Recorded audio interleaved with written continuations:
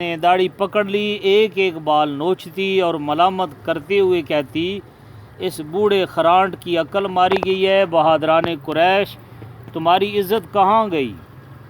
کل تم مسلمانوں کے مقابل تھے، جوانان قریش جو قتل ہو چکے ہیں، کیا ان سب کا خون رائگاں کر دیا جائے گا؟ یہ بیڑی پہ دیے جناب۔ یہ بوڑھا بزدل مسلمانوں کے روب میں آ کر اپنی عزت و آبرو اور عقل کھو چکا ہے۔ ادھر صبح ہوئی، لشکر اسلام صف آرا ہوا، ہر ایک قبیلہ کو علیحدہ علیحدہ دستوں میں مرتب ہونے کا حکم ہوا۔ ان دستوں میں اکثر قریش کے اتحادی قبیلے تھے۔ کوچ کا حکم ہوا، یکے بعد دیگرے مسلسل فوجیں قائم ہوئیں۔ حسب ہدایت عباس ابو سفیان کو لے کر ایک ایسی جگہ پر جا بیٹھے جہاں تمام لشکر کی نقل و حرکت کا اچھی طرح نظارہ ہو سکتا تھا۔ سب سے پہلے بنو سلیم اور ان کے اطراف کے قبائل کے پیدل سوار 1000 جنگی بہادر گزرے، جن پر خالد بن ولید کا جھنڈا لہرا رہا تھا۔ عرب میں یہ ایک بڑا نامور قبیلہ ہے۔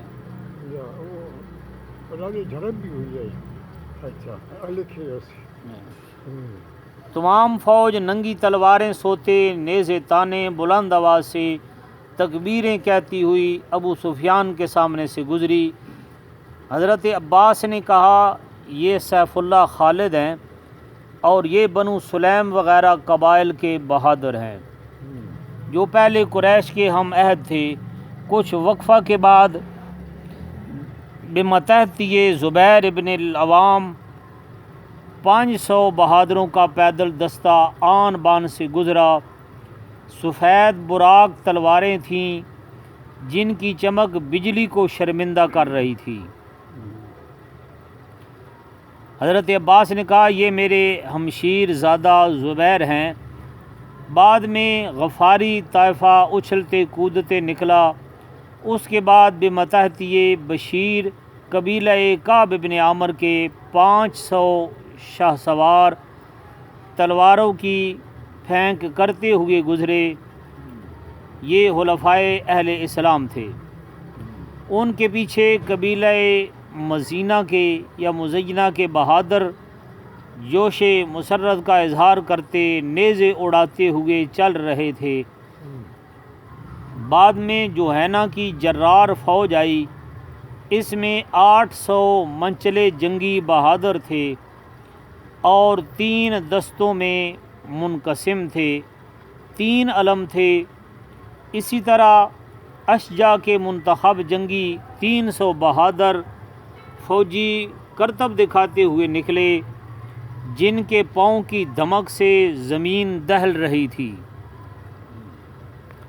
ابو سفیان نے کہا، یہ قبیلہ محمد الرسول اللہ صلی اللہ علیہ وسلم سے سخت عداوت رکھتا تھا۔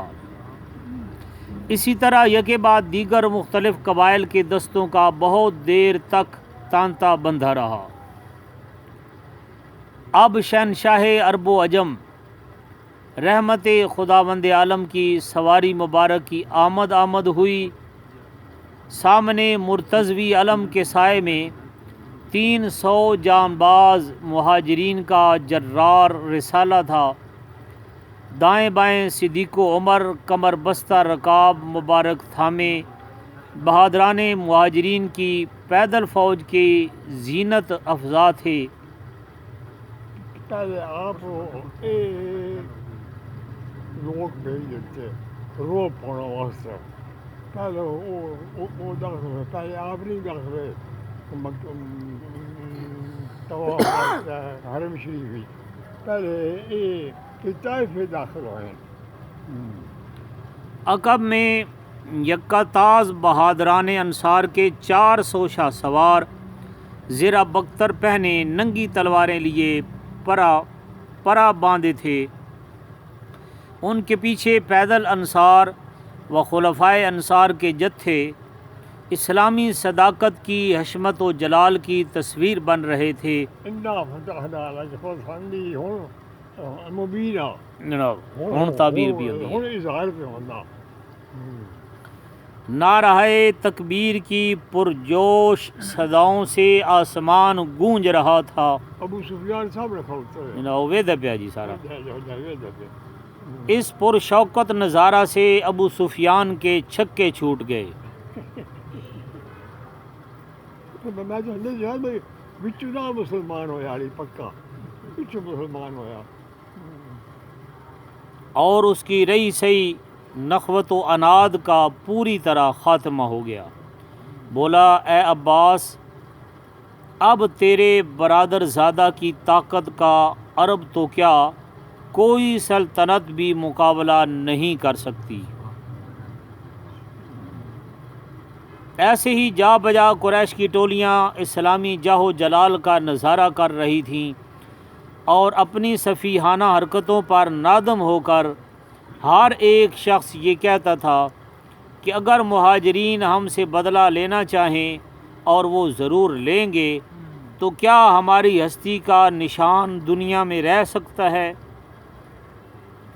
غازیان اسلام کا لشکر بلا روک ٹوک بلا خوف و خطر حسب فہمائش مختلف گزرگاہوں سے مکہ میں داخل ہوا.